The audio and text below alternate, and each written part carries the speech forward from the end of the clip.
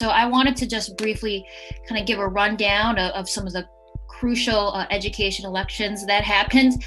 So the first would be the election results for the Detroit Public Schools Community District Board of Education. So 3 spots were up for grabs. So actually 2 incumbents and 1 state lawmaker won these seats. The top 2 vote getters were current board treasurer Sonia Mays, as well as current secretary Misha Stallworth.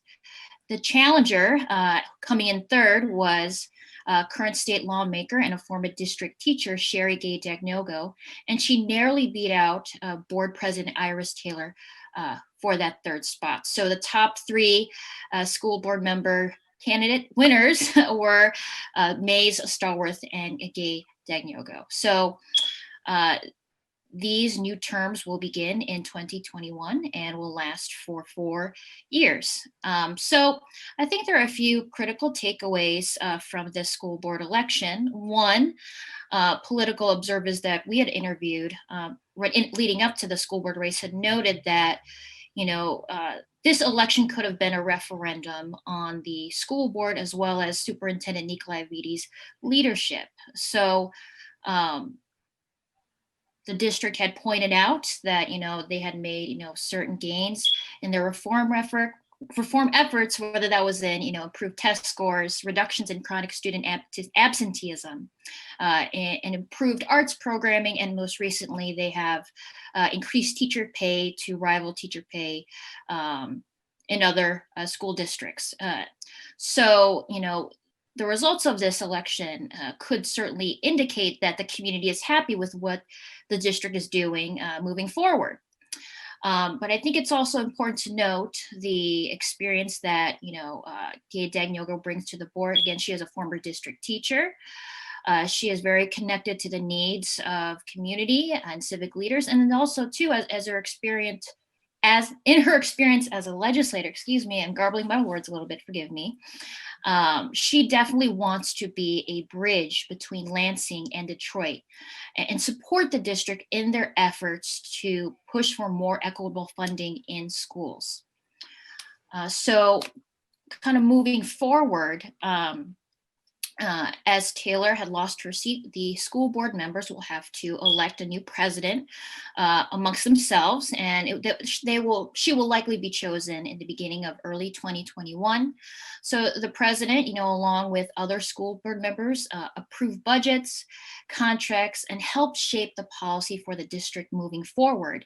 And often the president acts as the public face of the board and presides over the monthly school board meeting. So that is a critical role that one of the board members will have to step into.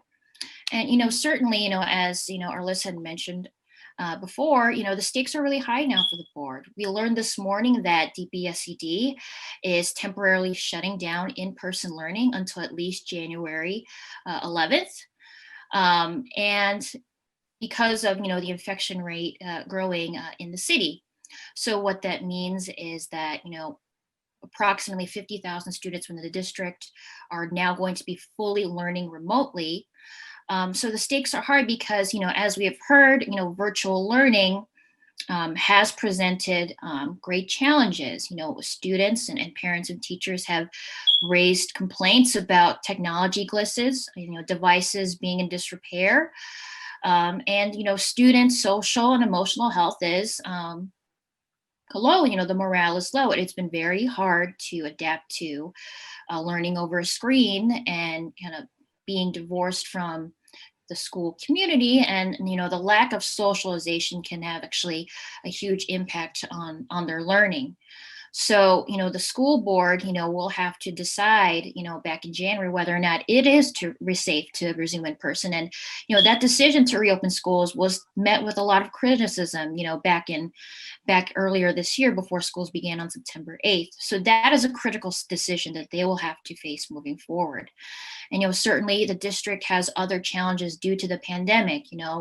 During the last school board meeting, Superintendent Nikolai Vitti had estimated that there was an enrollment decline of about 3,000 students in the district compared, to preliminary numbers from last year.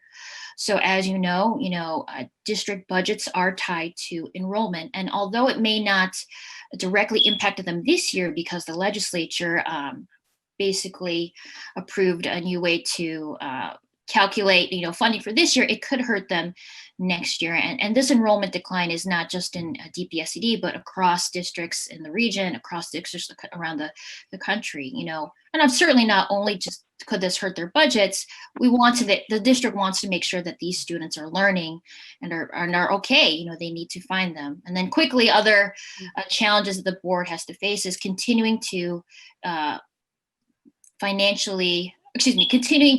demonstrate financial stewardship over the district. They were recently released from state financial oversight for over a decade. And then also they have to address challenges again with rising chronic absenteeism, lack of student engagement or decreasing student engagement, and learning loss. You can find more at onedetroitpbs.org or subscribe to our social media channels and sign up for our One Detroit newsletter.